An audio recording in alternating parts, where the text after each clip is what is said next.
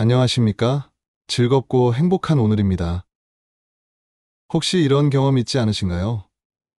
퇴직 후 친구들과 만나는 자리가 더 이상 즐겁지 않고 오히려 낯설고 불편한 압박감으로 다가오는 경험 말입니다. 재직 중이었을 때는 월급이 들어오니 누가 한 번 내고 다음에는 내가 한 번 내고 하는 것이 자연스러웠지만 이제는 급여 소득이 없는 상태에서 이번 달 연금 수입만으로 이 지출을 감당할 수 있을까 하는 생각부터 하게 됩니다. 친구가 만나자고 연락이 오면 누가 계산을 하는 거지 하고 먼저 머릿속으로 돈 걱정부터 하게 되는 것이죠. 개인별로 상황은 다를 수 있지만 퇴직한 지 조금만 지나도 이 문제가 피부에 크게 와닿을 겁니다. 수십 년 우정이 몇만 원의 지출 부담 앞에서 흔들리고 마음이 상하는 경우가 다반사입니다. 그러다가 심하면 이별을 고하게 되는 경우가 생길 수도 있습니다.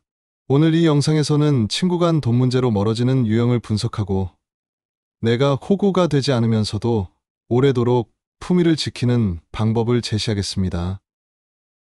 가장 많은 분들이 공감하며 감정을 상하게 하는 유형은 바로 자산은 많은데 인색한 짠돌이 짠순이형 친구입니다. 이들은 겉으로는 부동산도 있고 현금성 자산도 넉넉한 소위 부자 친구입니다. 하지만 지출 앞에서는 극도로 인색해서 만남의 모든 순간에 나를 시험대에 올려놓는 듯한 기분을 들게 합니다.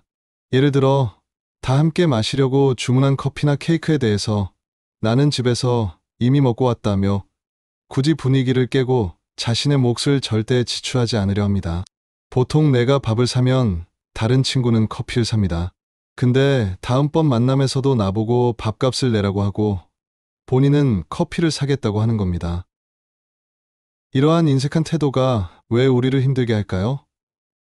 바로 내가 저 친구에게 몇천 원도 대접받지 못할 만큼 가치가 없는 사람인가 하는 자괴감을 안겨주기 때문입니다.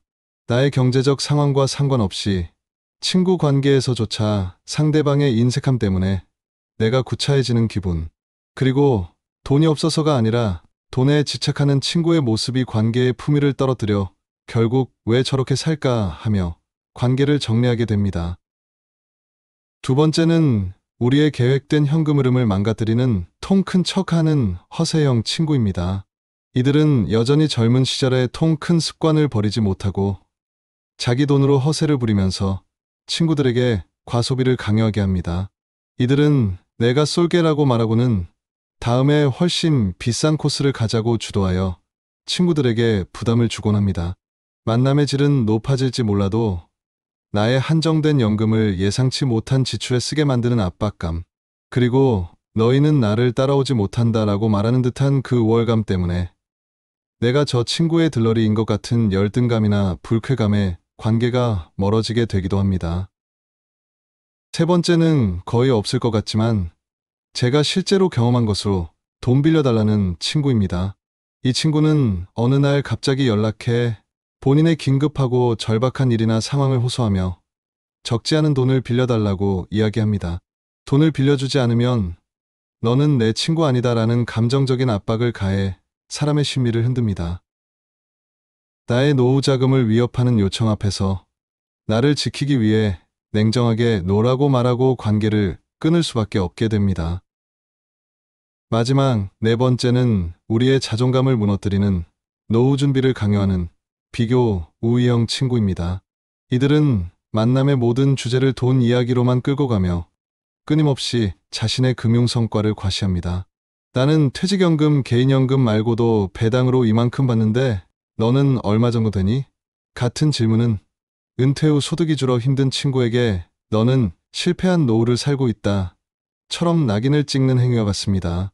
친구를 통해 정서적 위안을 얻기는커녕 만날 때마다 심리적으로 지고 돌아오는 기분 때문에 결국 그 만남 자체를 피하게 되는 것입니다. 은퇴 후의 관계는 돈 문제가 아닌 편안한 정서적 교류로 이어져야 합니다. 더 이상 돈 때문에 친구 스트레스 받지 마십시오. 친구 관계는 당신이 자존감과 함께 당신의 현금 흐름을 확고하게 지킬 때에 지속할 수 있습니다.